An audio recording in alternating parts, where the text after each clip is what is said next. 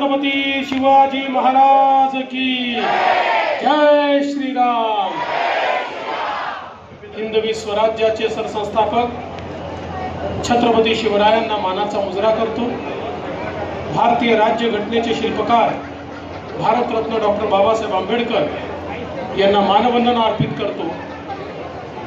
आज आपल्या सर्वांचे लोकप्रिय उमेदवार 10 वर्ष खासदार म्हणून ज्यांनी उत्तम काम केलं आणि तुमच्या आशीर्वादाने पुन्हा 5 वर्ष मोदीजींच्या टीम मध्ये खासदार म्हणून जे निवडून जाणार आहे ते आपल्या सर्वांचे लाडके रामदास तडसजी यांचा फॉर्म भरण्याकरता आपल्यामध्ये उपस्थित झालेले आपले राज्याचे अतिशय धडाडीचे अध्यक्ष माननीय चंद्रशेखर बावनकुळेजी, या ठिकाणी मंचावर उपस्थित खासदार अनिल बोंडेजी, आमदार पंकज भोयरजी, समीर भाऊ कुणावारजी, दादारावजी केचे, प्रतापजी अडसड, रामदासजी आंबटकर, अशोकजी उईके, शिवसेनेचे नेते अशोकजी शिंदे, या ठिकाणी राष्ट्रवादी काँग्रेसचे नेते सुबोधजी मोहिते,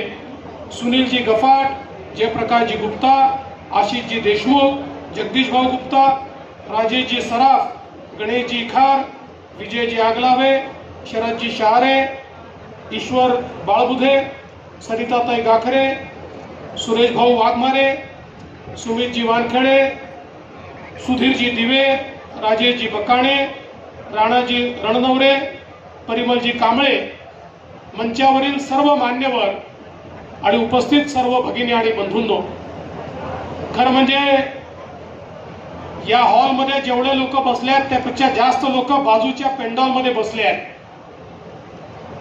ते मला पाहू शकतात पण मी त्यांना पाहू शकत नाही आहे, त्यामुळे पहिल्यांदा बाजूच्या पेंडॉलमधल्या सगळ्यांना मी नमस्कार करतो। आज रामदासजींचा फॉर्म भरण्याकरता आपण सगळे एकत्रित झालो आहोत।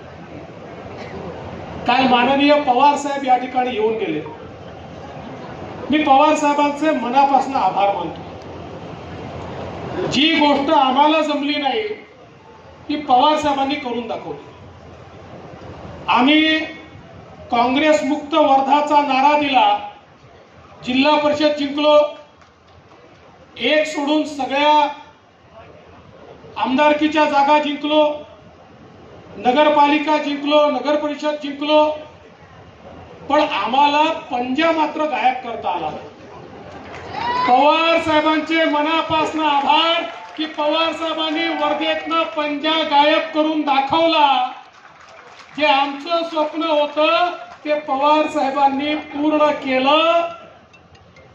ज्या महात्मा गांधींचं नाव सांगून सांगून सांगून काँग्रेसने इतके वर्ष राजकारण केलं, त्या महात्मा गांधींच्या वर्ध्यातनं काँग्रेसला हद्दपार करण्याचं काम शरद पवार साहेबांनी करून दाखवलं, म्हणून त्यांचे आपण सगळे मनापासून आभार मानू।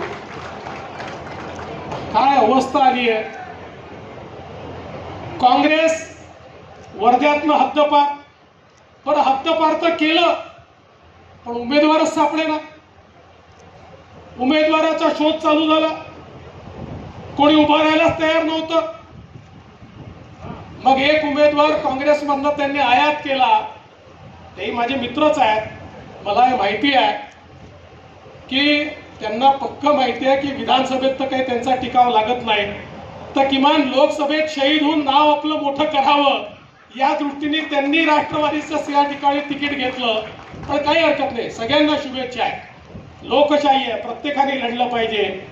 पण एक गोष्ट निश्चितपणे आहे, गांधीजींचं वर्धा न काँग्रेसचं न शरद पवारांचं, ते मोदीजींचं आणि भाजपचं हे आता शिक्कामोर्तब झालेलं आहे।